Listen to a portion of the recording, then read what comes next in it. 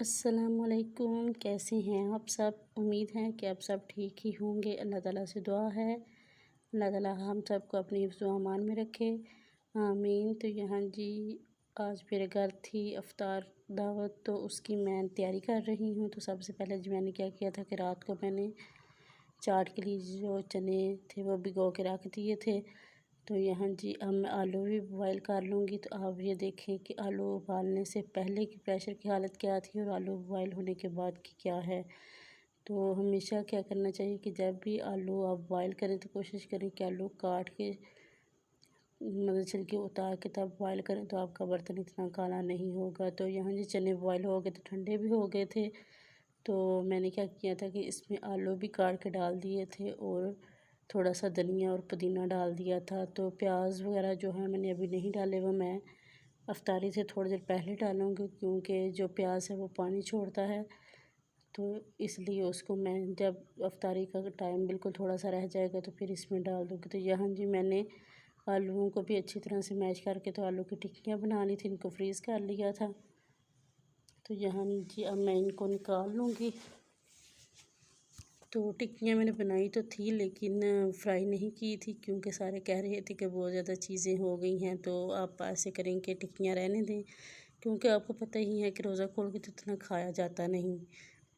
तो मुझे तो सब ने पहले ही बहुत ज़्यादा मना किया था कि आपने बहुत ज़्यादा तकल्लुफ़ नहीं करना, बस पानी वगैरह बना लीजिएगा और कुछ भी ना बनाइएगा। लेकिन आपको पता ही है ऐसा तो हो नहीं सकता कि घर में मेहमान आए और हम बिल्कुल सिंपल सा उनको खाना वगैरह दें। तो जब अफ्तार थी तो अल्लाह ताला की रज़ा को भी मद्देनज़र रखते हुए मैंने कोशिश की थी अपनी तरफ से कि जितना ज़्यादा मुझसे हो सके मैं करूं।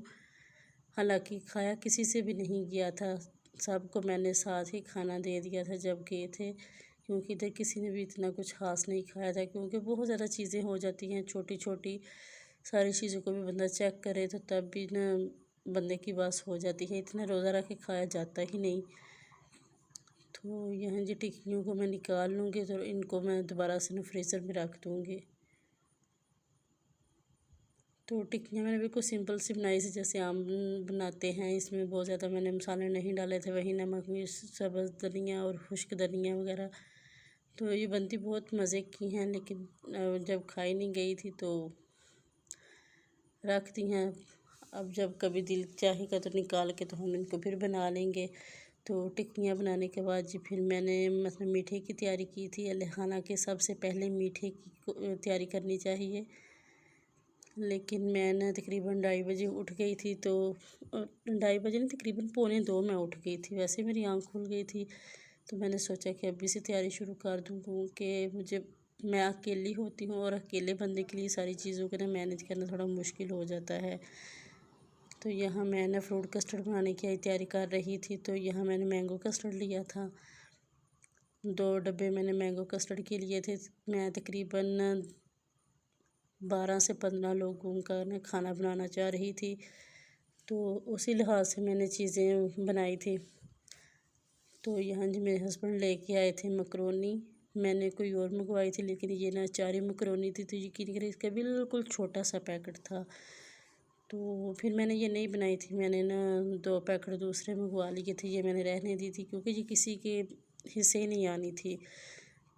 तो हालांकि वैसे लग बहुत मज़े की रही थी, इसमें ना कोई वेजिटेबल वगैरह नहीं जानी थी, सिर्फ चिकन ही डालना था, वो बहुत जल्द बन जानी थी। लेकिन मैंने फिर ना ये नहीं बनाई, क्योंकि दूसरा मैंने पता करवाया था तो यहाँ ना गांव से वो दूसरा डब्बा इस तरह का नहीं मिला था, वो दूसरी मिल रही थी।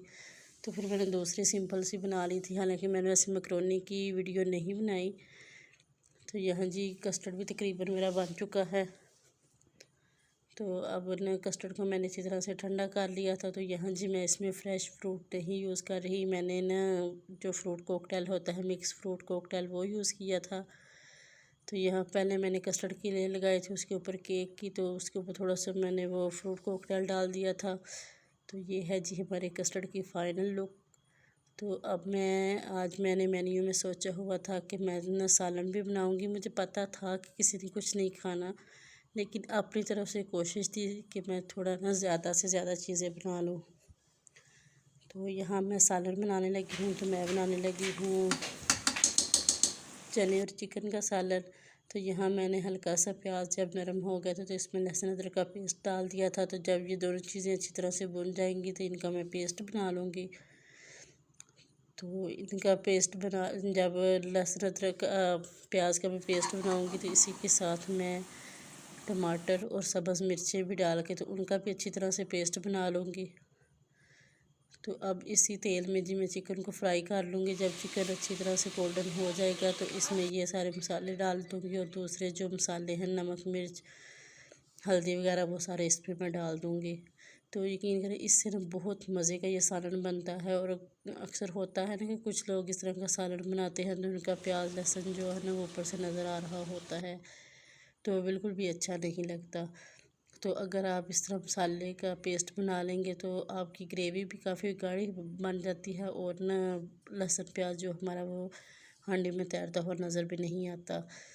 तो अब मैं चिकन की अच्छी तरह से बुनाई कर लूँगी। जब ये मसाला अच्छी तरह से भुन जाएगा तो इसमें मैं चने मैंने पहले ही बॉयल किए हुए थे वो भी इसमें डाल दूँगी, क्योंकि चनों को इतना पकाने की ज़रूरत है नहीं, वो पहले ही बॉयल हैं।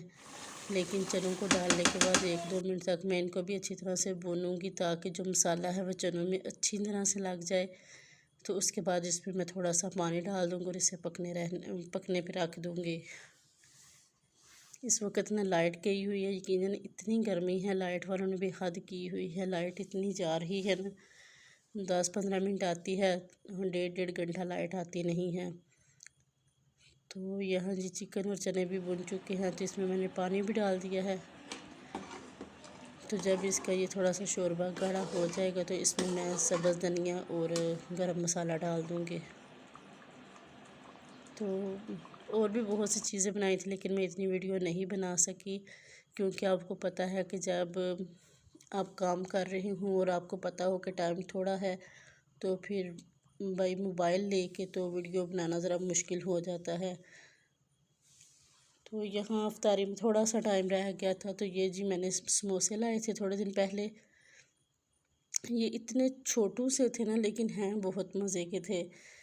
तो ये तो हमने बच्चों के लिए फ्राई कर लिए थे। वैसे ना भाभी मेरी भी आ गई थी, उन्होंने भी आके काफ़ी हेल्प मेरे साथ करवाई थी।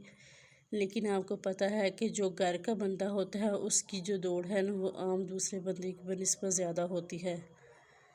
तो मैंने जी यहाँ ये जो समोसे हैं ये बच्चों के लिए फ्राई किए थे और बड़ों के लिए मैंने ना दूसरे बड़े समोसे जो है आलू वाले वो मंगवा लिए थे। हालांकि वो भी वैसे ज़ाया ही हुए थे, इतने किसी ने खाए नहीं थे। और साथ में हम ना ये मैं टेंडर पॉप्स लेके आई थी, ये भी बहुत मज़े के थे। अगर आपने नहीं ट्राई किए तो ज़रूर कीजिएगा, ये बहुत मज़े के बनते हैं जी, सबको बहुत पसंद आए थे। तो मैंने भी फ़र्स्ट टाइम ही ट्राई किए थे लेकिन काफ़ी अच्छे थे। तो आगे बस थोड़ा सा टाइम रह गया था तो हमने रूह अफ़ज़ा भी बनाया था और इमली और आलू बुखारे का शरबत भी बना लिया था। तो खजूरों में भी हमने ना अच्छी तरह से वो मलाई फिल कर ली थी, तो वो भी बहुत मज़े की होती हैं और काफ़ी हेल्दी हो जाती हैं।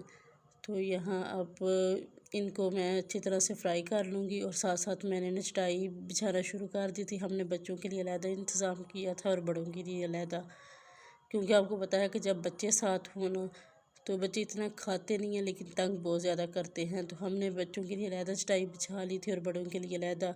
लेकिन चीज़ें सब की तरफ सेम सेम थी, जो चीज़ें बड़ों के पास थी वही चीज़ें छोटों के पास थी, लेकिन उन्होंने काफ़ी मज़े के साथ खा लिया था।